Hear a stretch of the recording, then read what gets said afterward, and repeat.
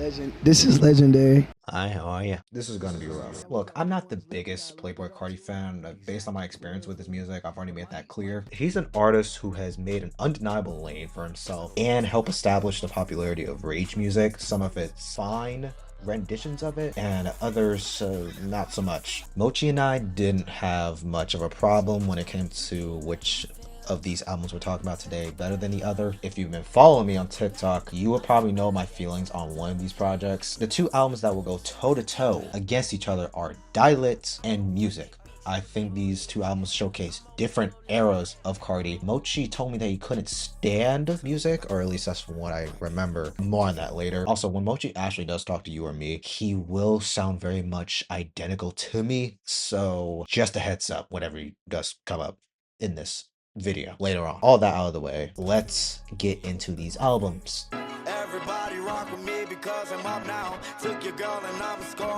Starting with Die Lit, we have some major standouts for sure. After going back to this album for the sake of this video, as well as the other project we're gonna talk about later, there are definitely songs that stood out from the rest. The piano passages on Shooter was a nice change of pace. I thought he and Lil Uzi Vert had some cool chemistry on the track. Right Now feels like a successor to Magnolia. I like the ambient synth lead throughout the cut. I love the refrain on Poking Out, especially that Nicki Minaj feature. Fell in Love sounds like an emo song, but without the cringe to a degree. Music has only two standouts. Evil Jordan is such a non-stop hype train. I love the anticipation build-up into the killer beat that just carries the track. We Need All the Vibes is an amazing change of pace and really makes the fucking time to get there at least a bit worth the journey. It showcases Young Thug and Ty Dolla $ign's strengths, and the production was such a palate cleanser.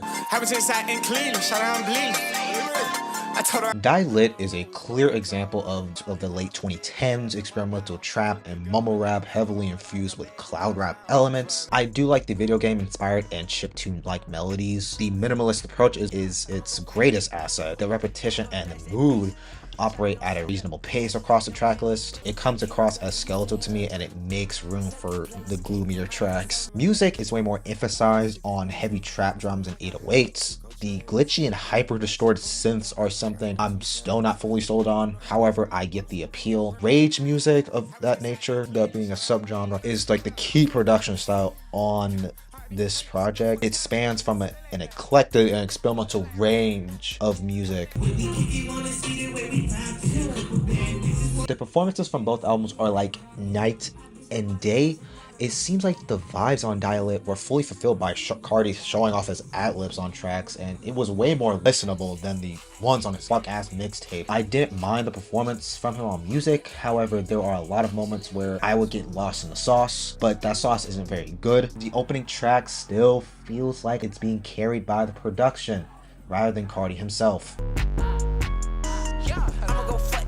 Okay, this is kind of where I do feel strongly about. Usually Carti's performance are often derivative and are dumbed down to just doing ad-libs. On both projects, sometimes cares less about the songwriting and more about, and only feels like only about, the vibe. And that's fine if that's what you want out of music in general. Music is the biggest culprit of that. The track list, over an hour, roughly 90 minutes, it does not deserve the runtime. And by the end of it, I am bored out of my fucking mind. Die Lit at the very least knew when to stop. However, it does suffer from having mumble rap on it, and at times only focuses on the ad-libs. The album that won this battle by a landslide is